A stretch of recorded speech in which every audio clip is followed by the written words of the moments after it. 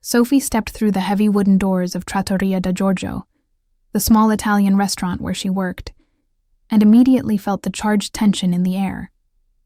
Tonight, the humble dining room had been transformed for a private event, filled with well-dressed guests whose quiet, guarded conversations carried an undercurrent of danger. It was as if the flicker of candlelight and the rich aroma of garlic and tomatoes were struggling to soften an atmosphere crackling with power. Sophie's heart thudded in her chest as she smoothed down her simple black server's uniform, reminding herself to breathe. She needed to focus. Tonight's generous pay would help cover her beloved grandmother's medical bills.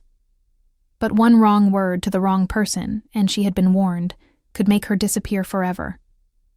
Rumors about the Cavallari crime family had always swirled at the edge of her awareness growing up, but never had she expected to find herself in their midst. Tonight, fate seemed to have other plans.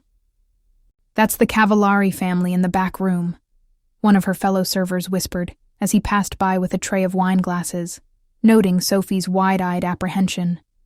"Serve the drinks, keep your head down, and never make eye contact with the boss. These people, they can smell fear, and if you say the wrong thing, puff, you'll disappear." With a deep breath, Sophie lifted a tray of sparkling water and wine to deliver to the VIP table in the back. Through the archway, she could see them. The Cavallari family and their closest associates gathered around a long table. At the head sat an older gentleman with silver hair and a commanding presence, and beside him a younger man in a tailored suit, whom she recognized from whispers as Ethan Cavallari, the new boss of the family, dark-eyed and formidable. On Ethan's other side perched a small boy in a tiny dress shirt, swinging his feet listlessly. As Sophie approached with the tray, a sudden crash from the kitchen, breaking glass, shattered the low murmur of conversation. The little boy flinched and began to wail, a high-pitched cry that cut through the tense quiet. Conversation halted. All eyes turned toward the child. Ethan Cavallari's jaw tightened as he gently tried to shush his son, lifting the toddler onto his lap. But the boy was inconsolable, twisting away and sobbing harder, frightened by the noise and the dozens of staring strangers. An anxious hush fell over the table. Some guests traded looks of irritation or discomfort. The powerful Mafia boss looked strangely helpless in that moment, uncertain how to calm his distressed child. Before she fully realized what she was doing, Sophie set down her tray on a side table and stepped forward. Every rational instinct screamed at her to stay out of it, but her heart ached at the sight of the terrified child. Moving slowly, she knelt a short distance from Ethan's chair, so she was at eye level with the boy. His face was red and wet with tears, tiny fists balled up in frustration. Sophie spoke softly, the words flowing out in a warm, lilting dialect that she hadn't used outside her grandmother's kitchen in years.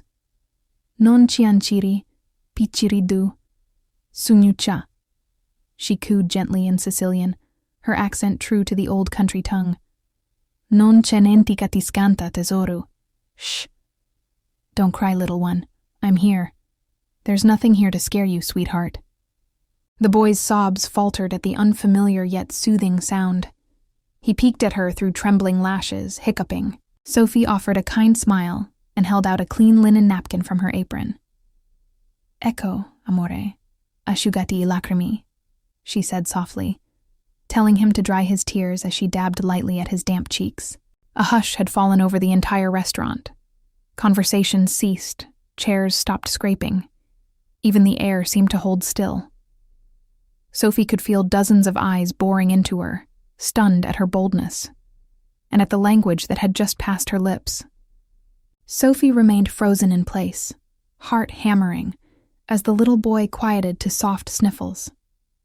He stared at her with wide, curious eyes, one chubby hand now clutching the napkin she'd given him.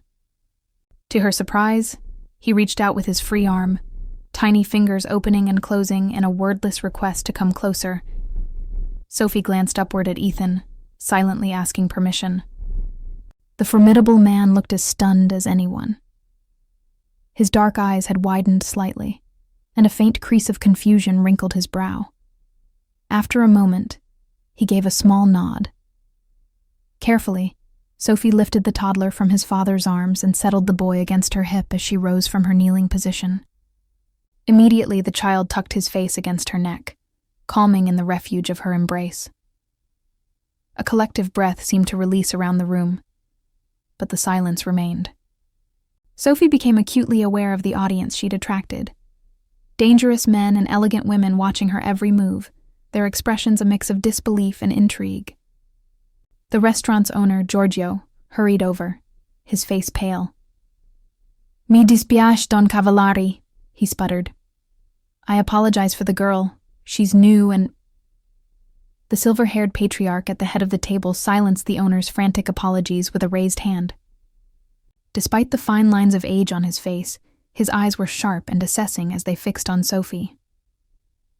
"Dove hai imparato a parlare il dialetto antico?" he asked quietly, his Italian heavily Sicilian accented. "Where did you learn to speak the old dialect?" Sophie swallowed hard. The weight of everyone's gaze made it difficult to find her voice. My nonna. My grandmother taught me," she managed to reply. Her arms tightened protectively around the little boy as she added in a respectful rush, "Sir."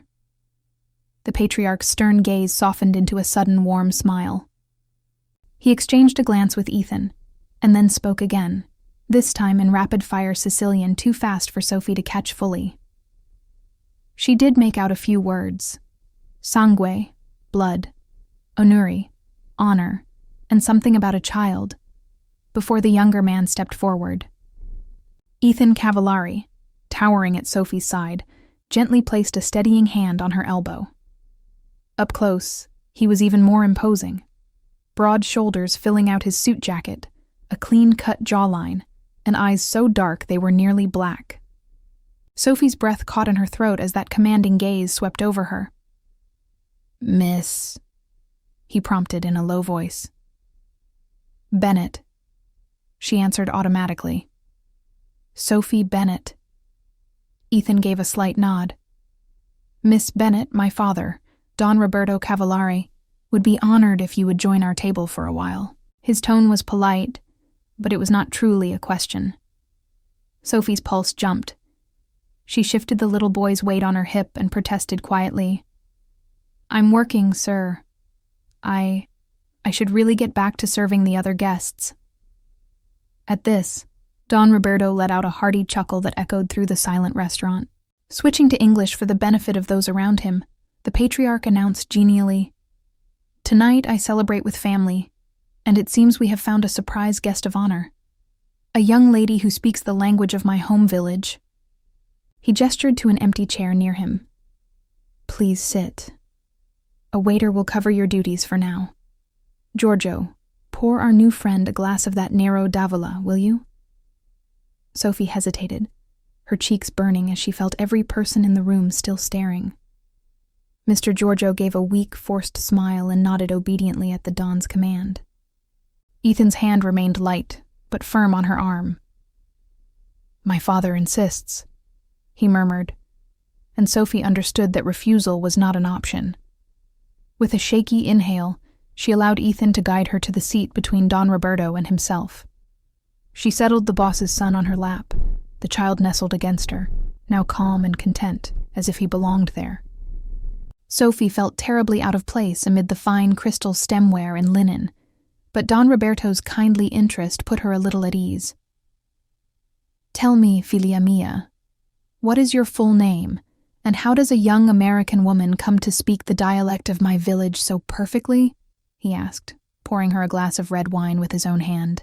Sophie stiffened, conscious of Ethan Cavallari seated to her other side, his presence a taut shadow at the edge of her vision.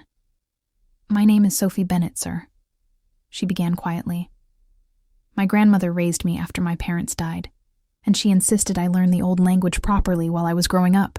Don Roberto's eyes crinkled at the corners as he listened. "Bennett," he repeated. "That is not a Sicilian name, Figlia. Your family name?" Sophie wet her lips nervously. "Bennett was my grandfather's surname. He was an American soldier. My grandmother's maiden name was Ferraro," she explained. "Her family was from a small mountain village near Palermo. The effect of those words on the Cavallari men was instantaneous. Ethan's grip on his tumbler tightened, his knuckles blanching as he exchanged a sharp look with his father. Don Roberto sat forward, studying Sophie's face intently as though seeing her anew. "Ferraro, you say," the old Don murmured. "Tell me, was your nonna by chance the daughter of Giovanni Ferraro? He had 3 daughters before the war, if I recall correctly." Sophie's heart skipped. "Giovanni Ferraro was my great-grandfather," she realized with a jolt. She nodded slowly. "Yes, sir. Giovanni Ferraro was my bisnonno, my great-grandfather. His eldest daughter, Elisabetta, is my grandmother." A ripple of whispered astonishment traveled down the table. Sophie could feel Ethan's gaze burning into the side of her face now. Don Roberto exhaled, sitting back in his chair. He and Ethan traded a stream of quick Sicilian that Sophie struggled to follow. She caught only snatches. Words like debito, debt, onore, honor, and figia persa, lost daughter. Her stomach flipped at that last phrase. Lost daughter? Before she could summon the courage to ask for clarification, a woman's cold, smooth voice sliced through the air. How convenient indeed. A Ferraro heir appearing just as we negotiate the new Brooklyn Docks partnership. Sophie turned toward the voice and saw a statuesque woman with impeccably coiffed dark hair and diamonds at her throat. The woman, apparently a relative given Ethan's tense reaction, offered Sophie a smile that did not reach her cold eyes. A bit of a coincidence, is it not? Such a fortunate coincidence. The woman, whom Sophie would later learn was Ethan's Aunt Gina, purred. The last of the Ferraros, dropping into our laps right as our family is poised to solidify control of the waterfront. A few guests murmured or nodded, emboldened by Gina's brazenness. Sophie's cheeks burned.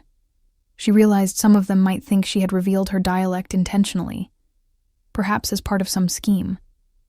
Ethan leaned forward, his arm sliding along the back of Sophie's chair in a subtly possessive gesture as he addressed the woman. "Attenta, zia Gina," he said softly, an unmistakable warning in his tone. "Remember where you are. We treat our guests with respect in this family, especially those with whom we share blood." Gina's smile tightened, and she fell silent, lifting her champagne flute as if Sophie were of no further interest.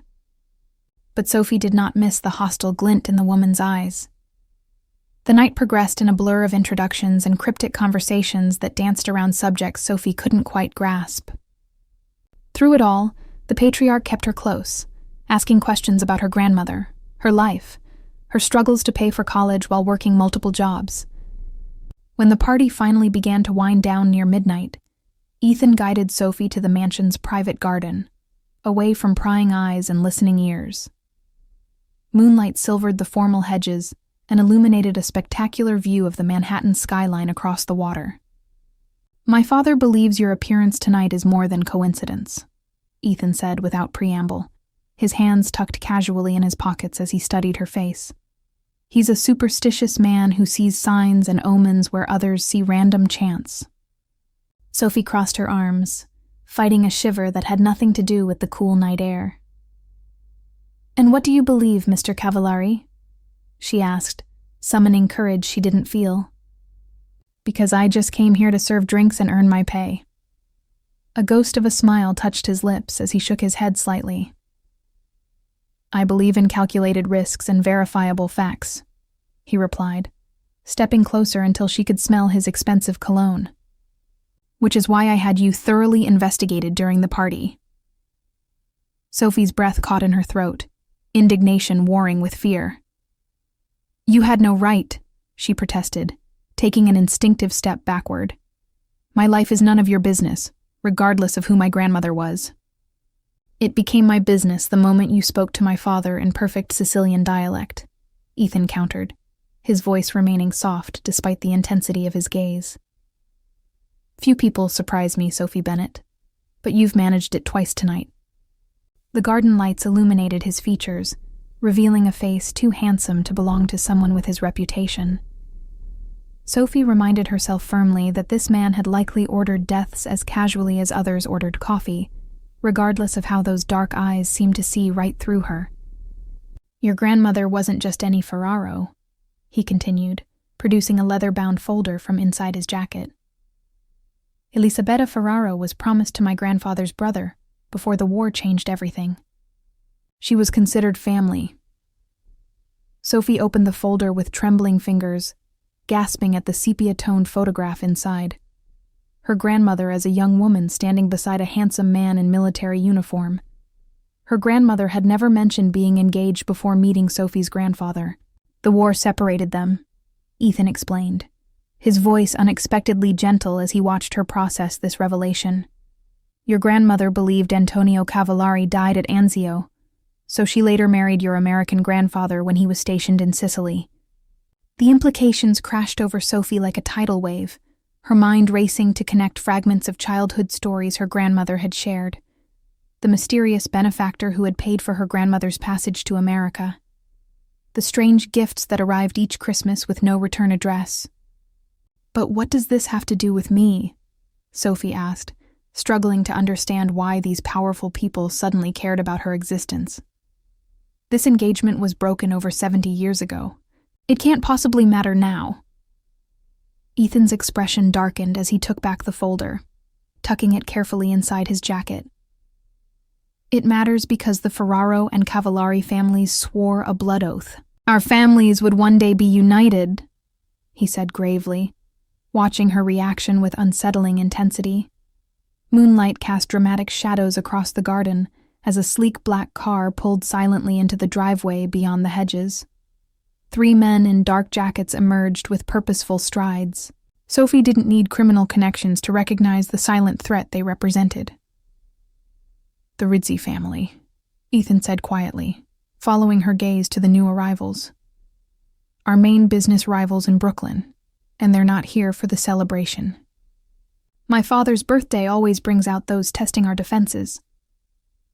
Sophie suddenly understood the precarious position she occupied. A civilian accidentally thrust into a dangerous world of rival families and old vendettas. "I should go," she whispered urgently, already calculating the quickest route to the service entrance. Ethan's hand caught her wrist, his grip firm but not painful as he stepped closer.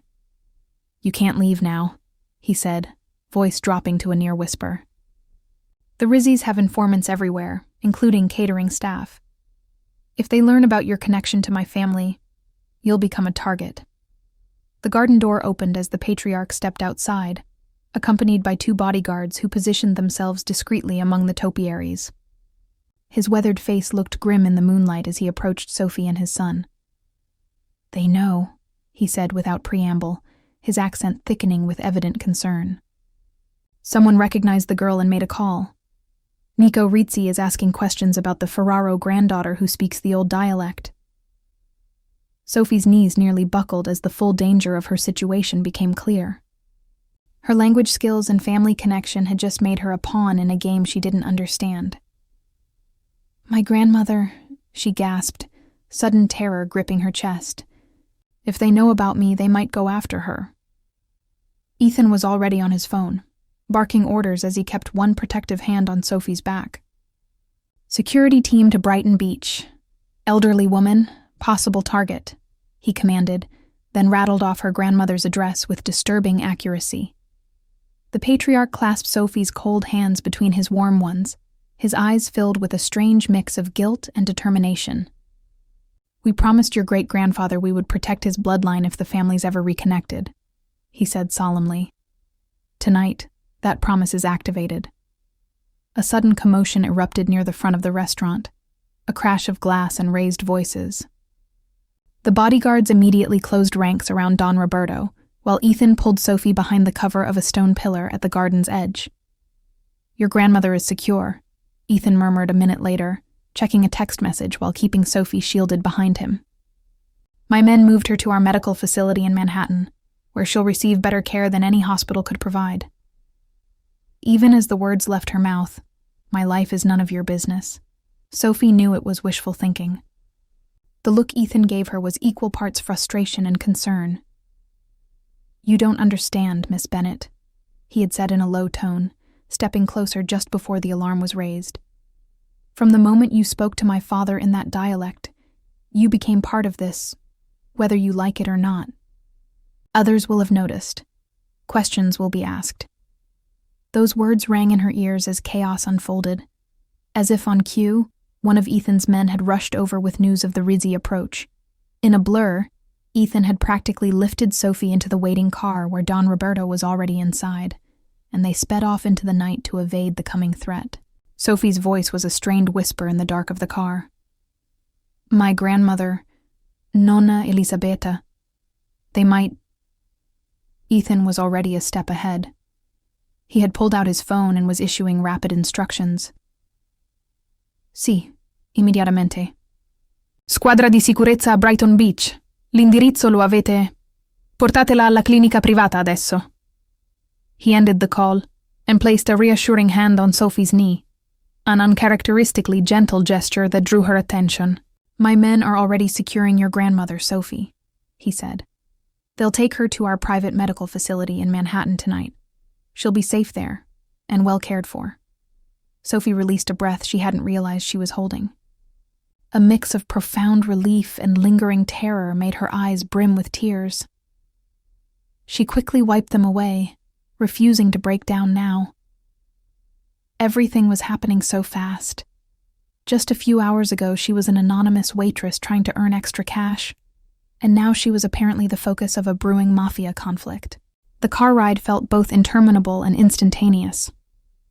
By the time they began crossing a bridge out of Brooklyn, Sophie realized the eastern sky had lightened to a pale gray. Dawn was fast approaching. She was numb with exhaustion and shock.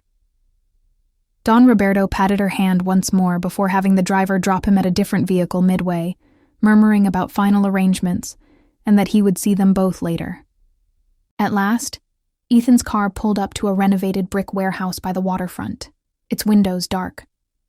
As they rolled into a private garage bay, Sophie blinked, rousing herself. "Where are we?" she asked quietly, stepping out onto unsteady legs. "One of our safe houses," Ethan answered, coming around to gently support her elbow. "Very few people know of this location. You'll be safe here." He guided her through a heavy steel door and up an elevator. To Sophie's surprise, the industrial exterior gave way to a stunning loft apartment on the top floor. Expansive open space with polished concrete floors and a panoramic view of the harbor through floor-to-ceiling windows. The faint early sunlight glittered on the water beyond, but Sophie's eyes were drawn to the reinforced thickness of the glass and the discreet cameras in the corners. This beautiful place was also a fortress. The events of the night crashed over her anew. She wrapped her arms around herself, suddenly self-conscious of her stained uniform.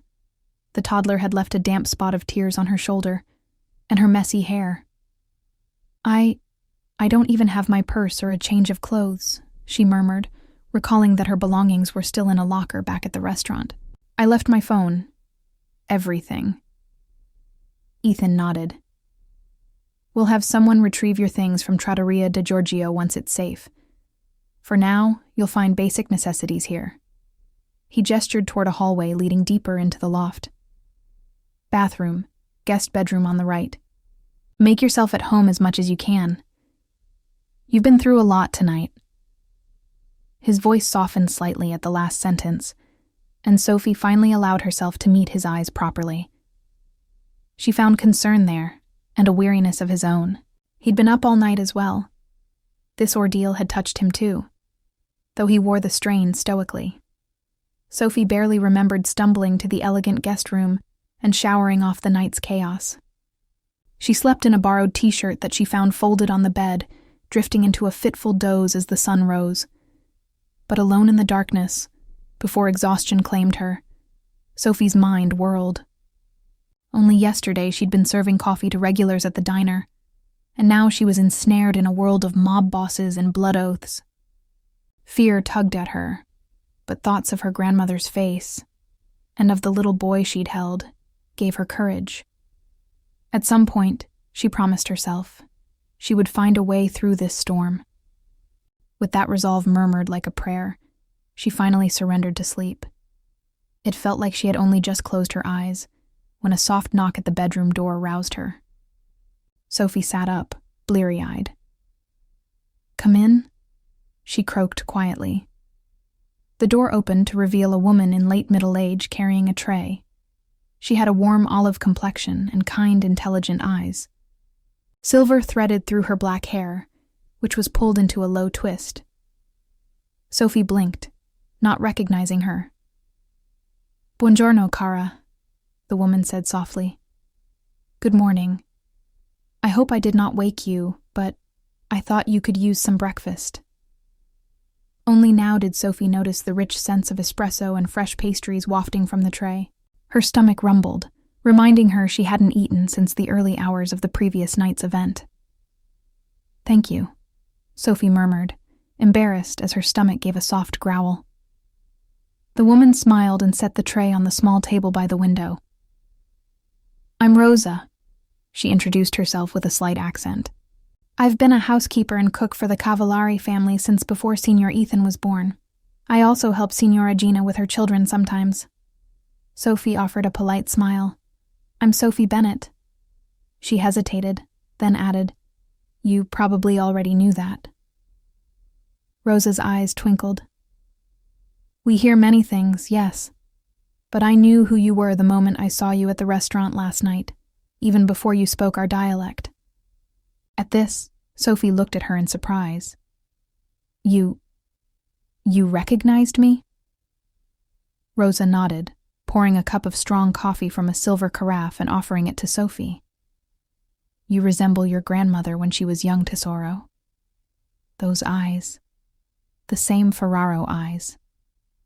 I couldn't believe it at first. I remember Elisabetta from our girlhood in Sicily. Sophie nearly spilled the coffee. "You knew my grandmother back then?" "Oh, not closely," Rosa clarified, sitting down across from Sophie.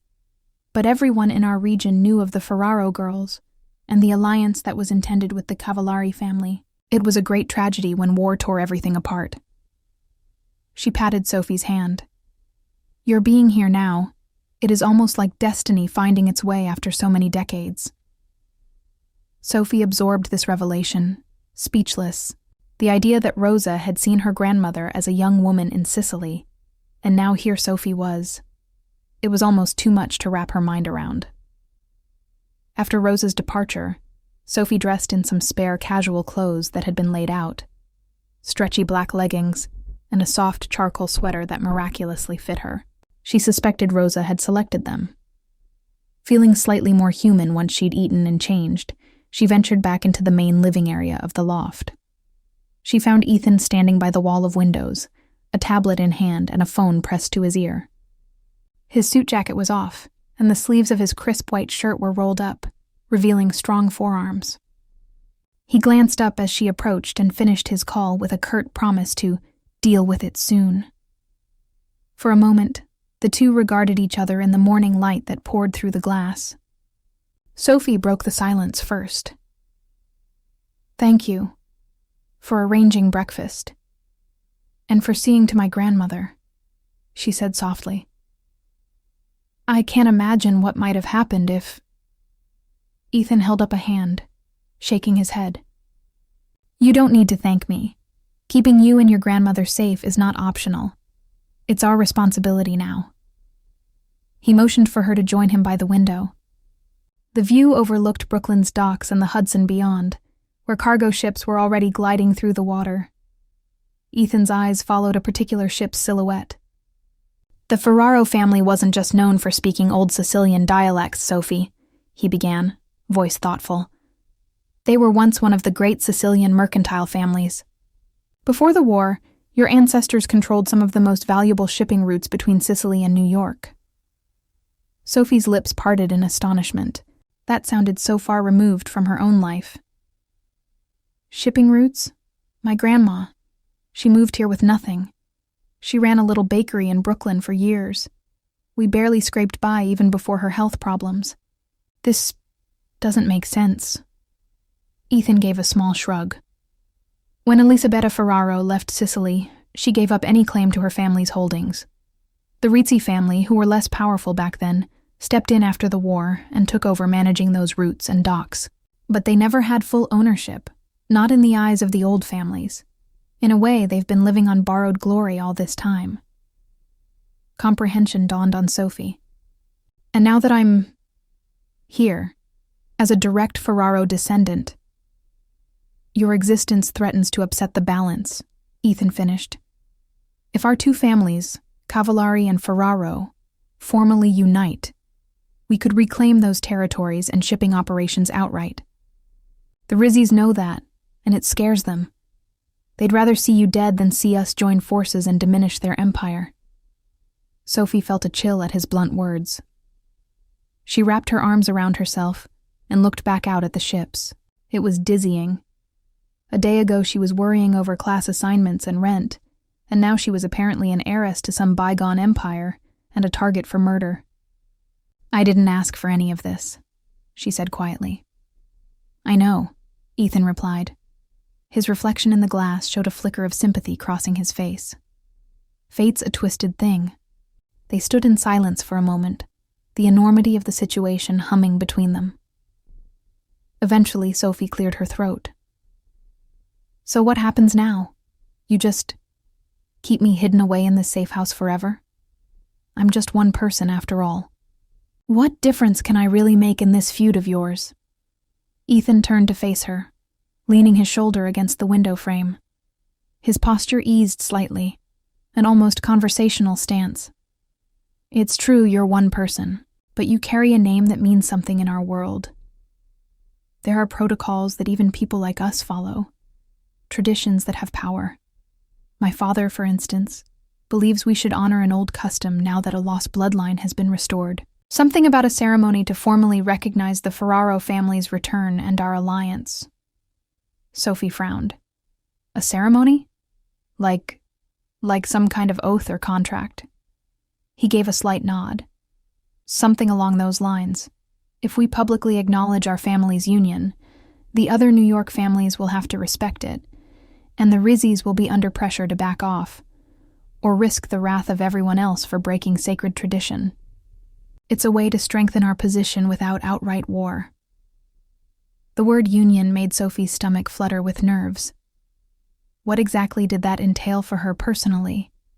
An image flashed unbidden in her mind, herself standing in front of a crowd of gangsters, making some vow she didn't even understand.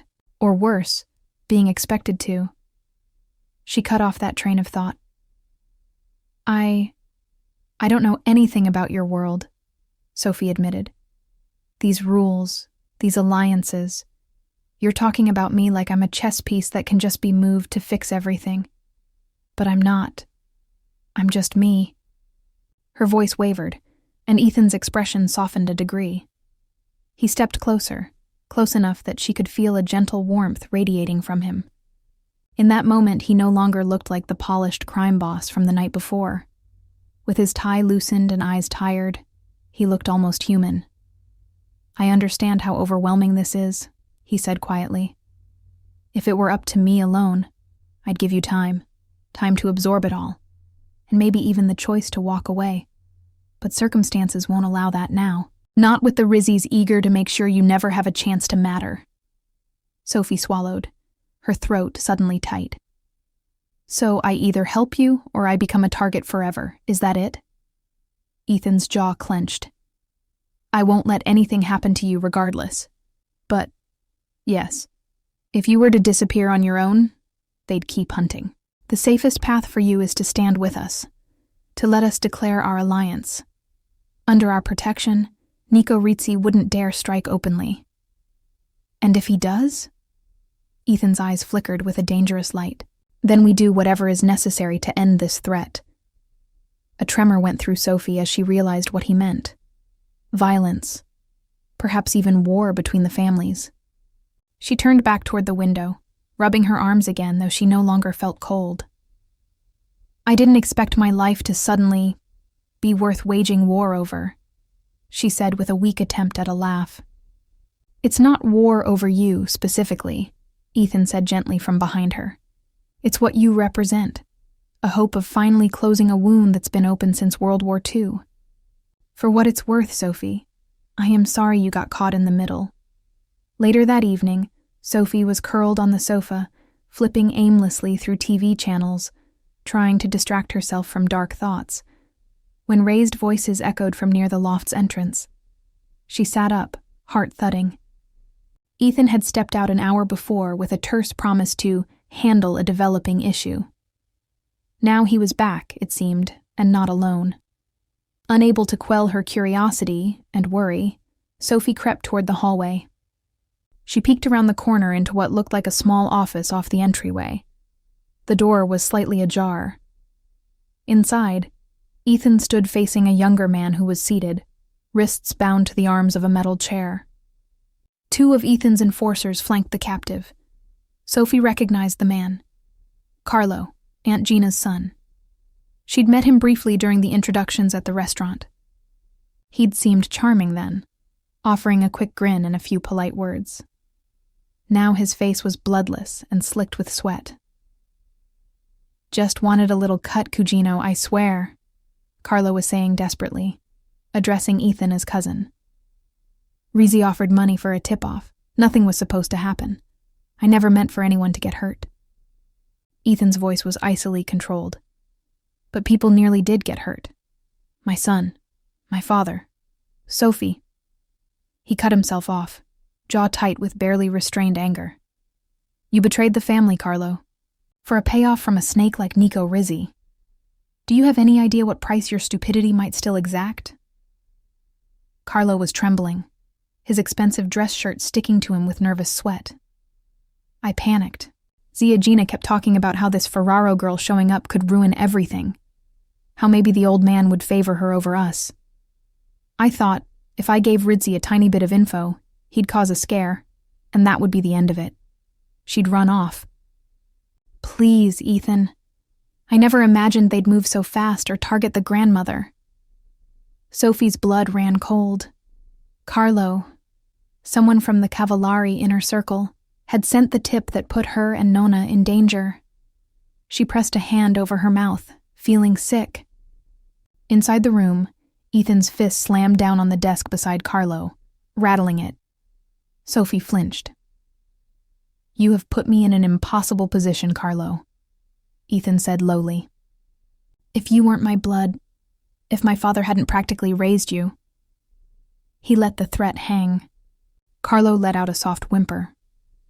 "We can fix it," Carlo blurted out quickly. I can help you. I've still got Rizzi's ear. He thinks I'm working for him. Let me be a double agent. Feed him false info, lure him into a trap. Something. I'll do anything to make this right, Cugino." Ethan fell silent, considering. Sophie could see the conflict in his face, even in profile. Betrayal by family cut deep. That much was clear. Yet Carlo's plea had a certain logic. Ethan turned away, running a hand through his hair in agitation. Through the gap in the door, Sophie suddenly locked eyes with him. She hadn't realized how far into the hallway she'd stepped. Her breath caught. For a second, Ethan looked startled to see her there. A flush of embarrassment and fear went through Sophie at being caught spying. "Sophie," Ethan said quietly, striding over and gently pulling the door closed behind him, shutting the interrogation away. You shouldn't have seen that." She realized her hands were shaking and clasped them together. "Carlo, he confessed to tipping off Rizzi," Ethan answered, voice heavy with disappointment. "It seems my aunt's paranoia and his own greed got the better of his loyalty." Sophie leaned against the wall for support. What will happen to him?" she asked hesitantly. Ethan grimaced. "That depends. My father will likely decide by tomorrow. Perhaps house arrest under guard for now. Execution if he weren't kin. But as it is..." He broke off, looking weary. "As it is, we may try to find a use for him to undo some of the damage. We'll see if he can be trusted to mislead Rizzi into a trap." Sophie closed her eyes briefly, overwhelmed anew. This world of violence and hard choices was so alien to her life until now. "I'm sorry," she murmured. Ethan blinked, You're sorry? For what? For you. Having to deal with this. With family turning on you. It must be awful, she said. Carlo is your cousin. Aunt Gina is your family. And they... He nodded, his mouth set in a grim line. Yes, it is awful. For a moment that cool mask he usually wore slipped, and Sophie glimpsed genuine pain and disillusionment in his expression. Instinctively, she reached out and laid a hand on his arm. I know I'm new to all this, and maybe it's not my place, she said softly. But I want you to know, you're not alone in it now. I'm involved too, for better or worse. And I trust you, Ethan. She realized it was true. In spite of everything, the fear, the strangeness, she trusted him to protect her and her grandmother, to do what was necessary. Ethan looked at her, startled by her use of his first name and by the sentiment. His dark eyes searched hers in the dim hallway. Silence stretched, laden with unspoken understanding. Sophie's heart thumped in her chest. She suddenly became acutely aware of how close they were standing. Sophie, he began, his voice a low rasp. You... But whatever he was going to say was lost as Rosa bustled into the hall just then, calling to ask if they wanted late supper. Sophie and Ethan jumped apart, their spell broken. Clearing his throat, Ethan managed to reply to Rosa that they would eat in a moment. As Rosa retreated, Sophie mustered a faint smile. I suppose some things about family are the same everywhere, she quipped lightly. Never a private moment. A reluctant curve of a smile touched Ethan's lips. It would seem so. Though the tense moment had passed, Sophie felt a new closeness forged between them in that exchange. She had seen the vulnerable side of Ethan, if only briefly, and in turn, he'd seen her offer of trust. It hung in the air between them like a promise. Sophie followed Ethan to the kitchen, where Rosa had laid out a simple but hearty supper, pasta al forno and salad. To her surprise and delight, little Marco was awake, seated in a high chair that one of the security men must have fetched. The toddler rubbed sleepy eyes but perked up when he saw Sophie and his father enter. Throughout the meal, Sophie found herself frequently smiling. Marco insisted on being on Sophie's lap rather than in his chair, and Ethan allowed it with a soft chuckle and an indulgent shrug. The boy babbled in a mix of baby talk and Italian words, papa for food, qua for here, while Sophie helped him eat tiny bites. Ethan watched them quietly, something warm and unreadable in his eyes. It felt almost like a family dinner. Despite the tension earlier, the atmosphere eased with Rosa's comforting presence and Marco's innocent antics. At one point, he stuck a piece of lettuce on Sophie's nose, eliciting a burst of laughter from her and a rare grin from Ethan. For a little while, they were just 3 people sharing a late meal. Not a Mafia boss, a hunted heiress, and a child in hiding. After dinner, Rosa took Marco to put him to bed in a makeshift nursery down the hall. Sophie helped clear the dishes despite Rosa's protests, grateful for the normalcy of washing plates and glasses.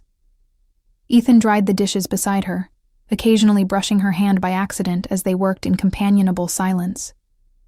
Each brief touch sent a subtle thrill through Sophie, though neither remarked on it. When the kitchen was tidy, Ethan walked Sophie to her bedroom door. They lingered there a moment, both aware that the day's emotional events had drawn them closer than ever. Ethan looked like he wanted to say something, but after a pause he merely wished her good night, his voice husky. Sophie responded in kind, heart fluttering, then gently closed her door. Much later that night, Sophie woke to the sound of muffled crying. Disoriented, she sat up in the dark, listening. The soft sobs were coming from somewhere across the hall. Concern flared. Marco. Sophie padded out into the dimly lit corridor and found the door to the nursery ajar. Inside, a small lamp cast a gentle glow. Marco was standing up in his crib, cheeks wet and tiny shoulders shaking with quiet cries. Ethan stood beside him, looking exhausted and unsure as he attempted to soothe the child by rubbing his back. But Marco only kept whimpering, hiccuping, "Mama," in a heartbreaking tone. Sophie realized with a pang that the toddler, in his half-awake state, was crying for the mother he had lost. Without overthinking it, Sophie stepped into the room. "Hey, sweetheart," she whispered tenderly. "What's wrong, Marcolino?" Both Ethan and the child glanced up in surprise at her arrival. Marco reached out for her desperately. Sophie immediately went to him, and Ethan gratefully ceded his place. She lifted the little boy from the crib, cradling him against her shoulder. "Shh, tesoro. It's okay," she crooned. "You had a bad dream?" Marco clung to her, his tiny fists clutching her nightshirt. "Mama gone." He sniffled into her neck. Sophie's eyes stung. She gently rocked him, humming a Sicilian lullaby her grandmother used to sing. "Dormi, dormi, bel piccilidru," she sang softly, swaying side to side. The little boy's sobs slowly subsided as the soothing melody filled the air. Ethan watched in silence, his expression a mixture of sorrow and awe. Within minutes, Marco's breathing grew even. He had fallen back asleep in Sophie's arms, his tear-streaked face finally peaceful. Sophie carefully laid him back in his crib, pulling a light blanket over him. She pressed a kiss to his dark curls before stepping away. Outside the nursery, Ethan followed her into the hallway, closing the door gently. He let out a low breath. "Thank you," he murmured. He hasn't cried for his mother in months. I didn't know how to..." Sophie slipped her hand into his impulsively. "You're doing the best you can," she said. "He's still so little. Nights are hardest for him, I imagine." Ethan squeezed her hand, his own large and warm around hers. "His mother, Serena, she died shortly after he was born," he said quietly. "An aneurysm. One moment she was there, and the next..." He trailed off, the pain evident even now. Marco never knew her, but some part of him misses what he never had, I think. "I'm so sorry," Sophie whispered, her heart breaking for both father and son. Without hesitation, she lifted their joined hands and pressed a light kiss to the back of Ethan's. It was a gentle, instinctual gesture of comfort. "Serena would be proud of you. And Marco is a wonderful boy." Ethan's eyes glistened faintly in the low light. He brushed a thumb over the top of Sophie's hand. You amaze me, Sophie," he said softly. "The way you are with him, the way you've handled everything. I hardly know how to express what I feel." Sophie stepped closer, their intertwined hands between them. "You don't have to find the perfect words. I'm just glad I can help. You two have become important to me. Very important." For a charged moment, they stood there, faces inches apart. Sophie could hear her own heartbeat thudding as Ethan's free hand rose as if to cup her cheek. But then he seemed to think better of it. Instead, he lifted her hand and mimicked what she'd done, placing a tender kiss on her knuckles. The old-fashioned gallantry of it sent warmth flooding through her.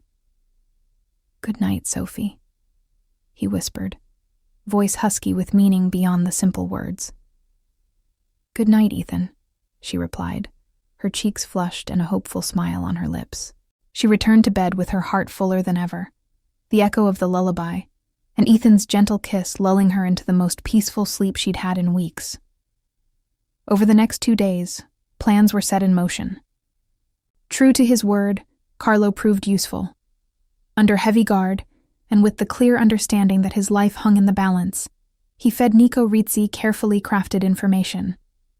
Word was sent through back channels that Sophie Ferraro would be formally presented to the other New York families at a meeting to discuss the docks conflict. It was an invitation for Rizzi to come air his grievances under the guise of a peace talk. The meeting was to take place on neutral territory, a historic church-turned-restaurant in Brooklyn's old waterfront district, with representatives from the 5 families invited to bear witness. Tradition dictated that such sit-downs were sacrosanct. No violence on the meeting floor. Of course, Sophie was still terrified. Nico Rizzi had shown a willingness to break rules before, and being in the same room as the man who wanted her dead was not something she relished. But she found resolve in the determination that had taken root within her. With her grandmother still recovering under guard, and innocent people's lives at stake if a gang war erupted, Sophie wanted to do her part to end this without further bloodshed. It was she who had timidly broached an unorthodox idea to Ethan and Don Roberto. Use the law to their advantage. Initially, the mafiosi had reacted with instinctive distaste. Working with law enforcement was anathema to everything they stood for. But Sophie had argued passionately that exposing Nico's worst crimes could remove him from play entirely, sparing countless lives. After tense deliberation, the Cavallaris agreed to quietly share certain evidence with a trusted federal contact who had been eager to nail the Rizzi boss. Carlo's covert recordings of Nico's orders regarding the attempted hit on Elisabetta Ferraro became the linchpin of this plan. On the afternoon of the summit, Sophie stood in front of a mirror in the safe house bedroom, fastening a delicate silver necklace. Her fingers trembled slightly. Hanging from the chain was a small medallion etched with an old Sicilian crest, a family heirloom her grandmother had pressed into her hand during a supervised hospital visit yesterday. It bore the Ferraro family symbol. Sophie took a deep breath, recalling Nonna's words. For courage and luck, figlia mia. Wear it, and remember you carry our legacy with you.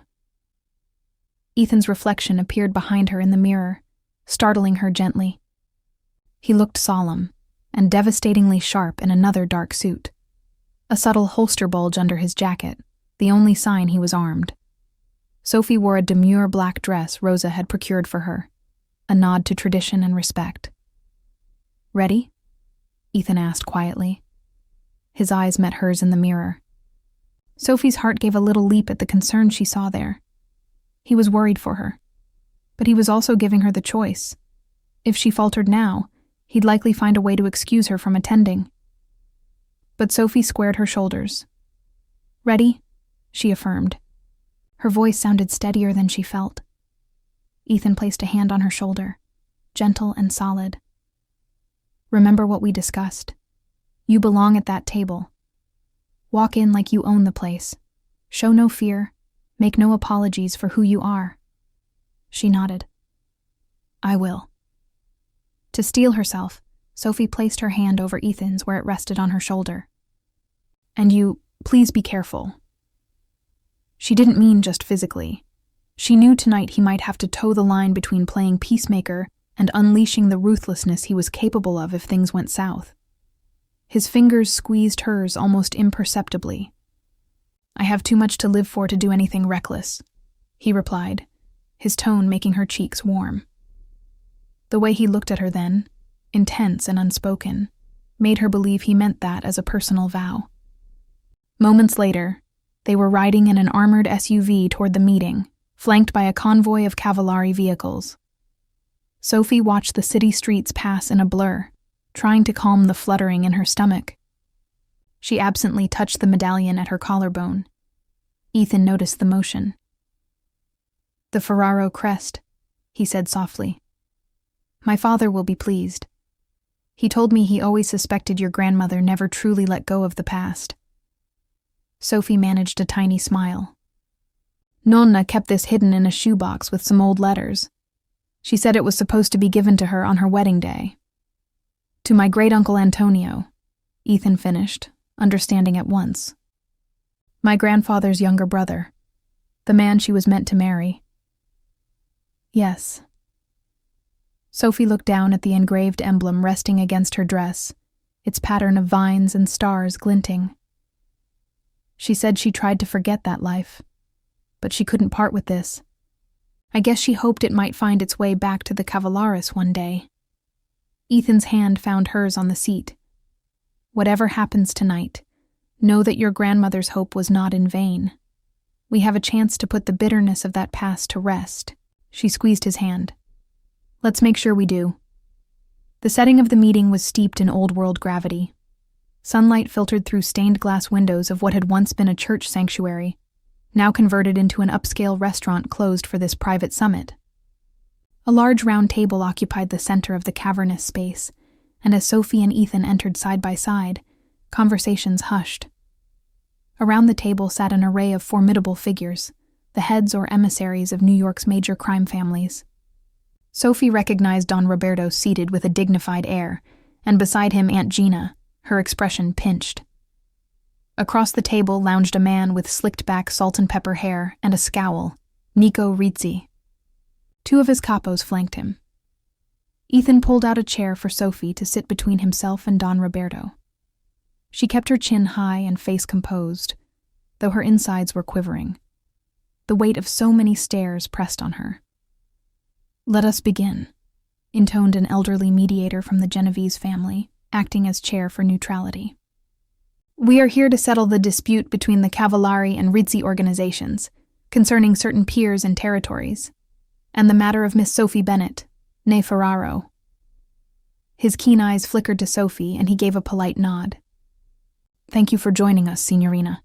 Your presence is appreciated to clarify your position." Sophie managed a small nod in return. In truth, she felt like an actress thrust onto a stage mid-performance, given a crucial role, but no script. Every instinct urged her to keep her head down, but she forced herself to meet the stares leveled her way. She was here to represent her family, and she would not falter now. Nico Rizzi leaned forward, his face a mask of cordiality that didn't reach his cold eyes. "With due respect to all present," he said, "I see no reason we're even discussing this. The so-called Ferraro claim is a relic. The Ferraro family ceased to exist in New York when old Giovanni died. The Rizzis have managed the docks ever since. Some girl who knows a few Sicilian phrases doesn't change that." Sophie bristled, but kept her expression neutral. Ethan's hand brushed against her back under the table, a subtle reminder of support. Don Roberto cleared his throat. "This young woman is Elisabetta Ferraro's flesh and blood," he said firmly. "We made a blood oath with her family, which her presence allows us to finally honor. The docks you manage were Ferraro property by right, merely overseen by your people after the war out of necessity. Now—" Nico cut him off with a sharp laugh. "By right? In this world, Roberto, possession is the only right that matters. You want the Brooklyn docks back? You'll have to take them. And forgive me, but pinning your ambitions on her—" He tilted his chin at Sophie. "Seems a desperate move. Is she supposed to scare me somehow? A college girl with bakery flour on her hands?" A few of the other attendees shifted uncomfortably at Rizzi's open derision. Sophie felt heat rising to her cheeks. She remembered Ethan's advice. No fear, no apologies. Taking a steady breath, she spoke up, voice clear in the lofty room. "The only thing frightening here, Mr. Rizzi, is how short-sighted you are." Rizzi's brows shot up. No one ever spoke to him that way, especially not a young woman. Sophie pressed on, adrenaline lending her courage. "You talk about possession as if it's absolute, but from where I sit, yours is already slipping. You provoked this meeting by attempting to harm my family. That's not strength. It's desperation." A low murmur went around the table. Rizzi's face darkened. "Mind your tongue, Picchiotta," he growled, using a term for girl. "I did what was necessary to protect what's mine." "Ordering the murder of an 80-year-old woman?" Sophie shot back, her voice gaining volume. "That's not protecting anything. That's just cruelty and cowardice. And it's also a mistake," Rizzi sneered. "Careful, accusing me of such things in front of this audience. You'd better have proof, Signorina." Sophie's pulse pounded. This was the moment. She glanced at Ethan, who gave her the subtlest nod. Sophie squared her shoulders. "Actually, I do. We do." She looked directly at Nico, seeing a flicker of uncertainty cross his features.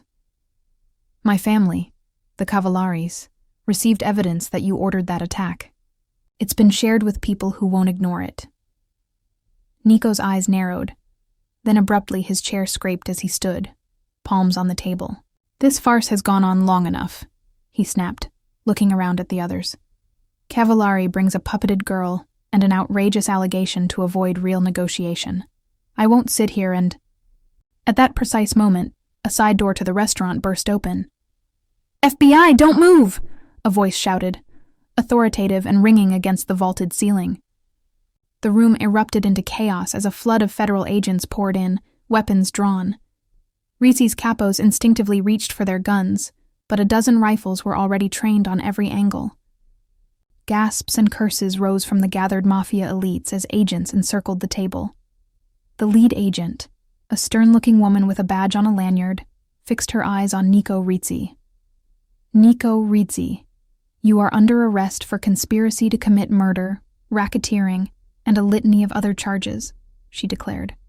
"We have recordings of your orders to target Elisabetta Ferraro and others. It's over." One of Nico's men bolted for a back exit, only to be tackled by agents. Seeing the hopelessness, Nico raised his hands, fury contorting his face. "You treacherous snakes," he spat toward the Cavallari side. "You call the cops on me, traditori."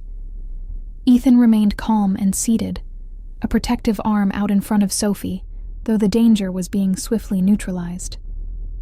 Don Roberto merely watched with a steely gaze as his rival was handcuffed.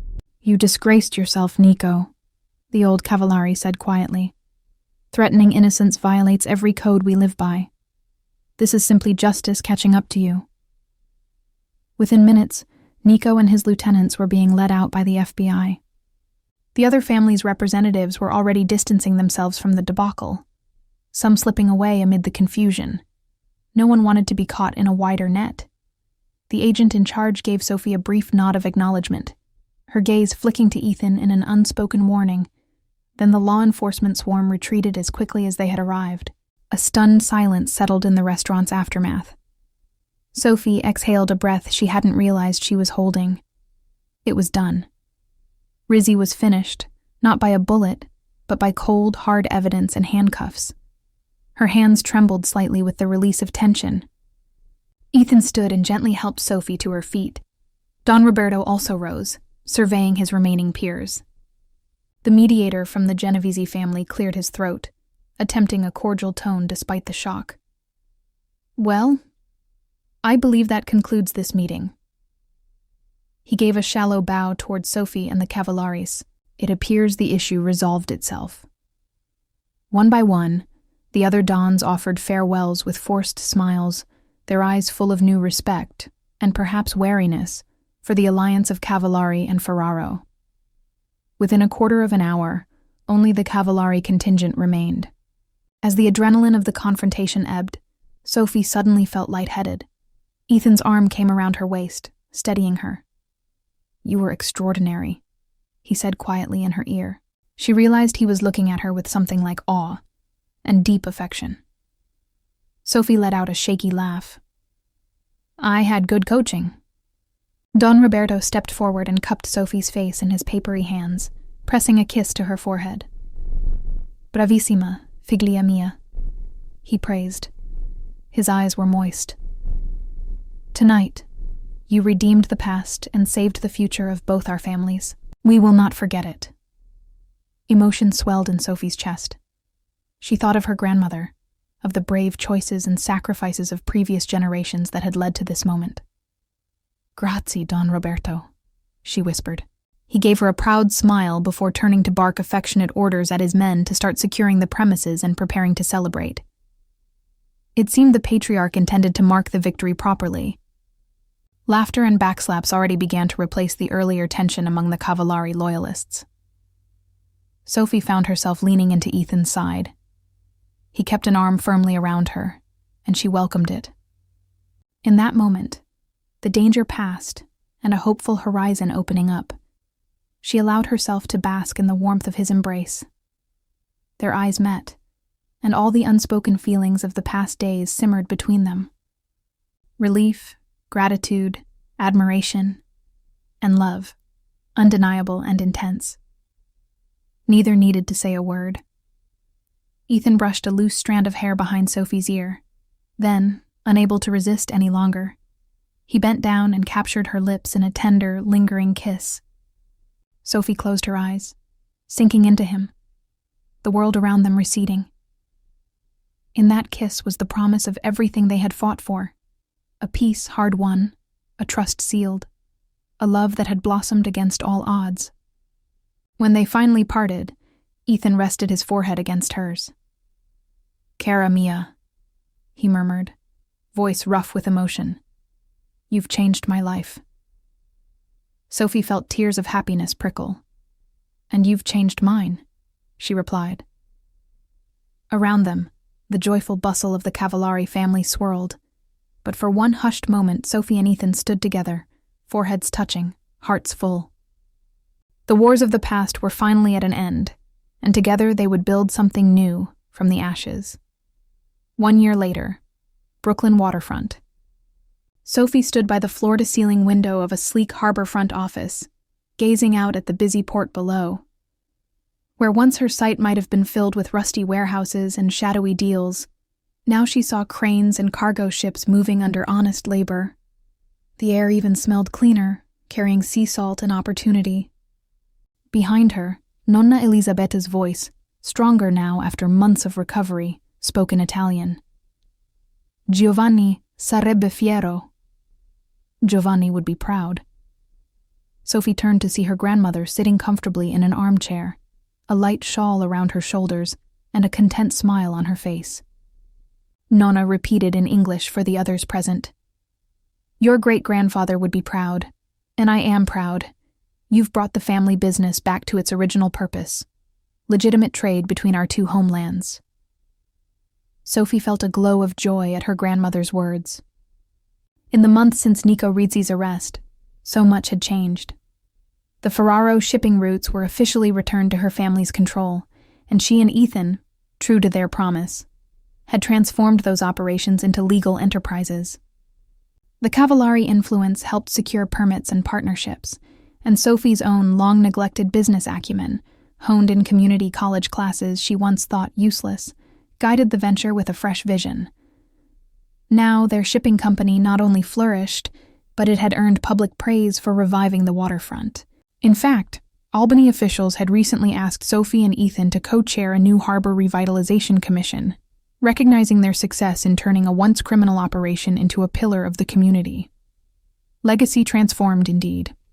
A gentle knock came at the open office door. Rosa peeked in with a fond grin. "Scusate, the little one is insisting on showing Nonna something." Sophie laughed softly and beckoned her in. Toddling in behind Rosa was Ethan's son, little Marco, wobbling slightly under the weight of a framed painting he was carrying. Sophie quickly moved to help before he dropped it. "Marcolino, what have you got there?" she cooed, scooping the boy up onto her hip. Over the past year, he had grown from a shy toddler into a bright, babbling fixture of her everyday life. He giggled and pointed at the watercolor seascape in the frame. "Papa, a boat," he declared. Sophie's heart warmed. The painting was one she recognized, an artist's rendition of a vintage wooden sailing vessel that Ethan had commissioned and painstakingly restored as a symbol of the Ferraro-Cavallari alliance. The ship, renamed Stella Elisabetta in honor of Sophie's grandmother, had made its maiden ceremonial voyage last week, gliding into the harbor as a sign of renewed beginnings. "That's right, Tesoro. It's Papa's boat," Sophie said, kissing Marco's cheek as he squirmed happily. She brought the frame over to her grandmother, who admired it through misty eyes. "Il villaggio antico è ancora vivo," Nonna Elisabetta whispered. "The old village lives on, in this new life you've built." At that moment, Ethan stepped into the office, catching the tail end of the sentiment. He had shed the somber black suits for a more relaxed tailored blue, the top buttons of his shirt undone. He looked every bit the modern entrepreneur, yet Sophie knew the fierce protector beneath was unchanged. He greeted Nonna with a gentle kiss on her cheek, then lifted Marco from Sophie's arms into his own. The child babbled excitedly about the painting, and Ethan nodded along with a proud smile.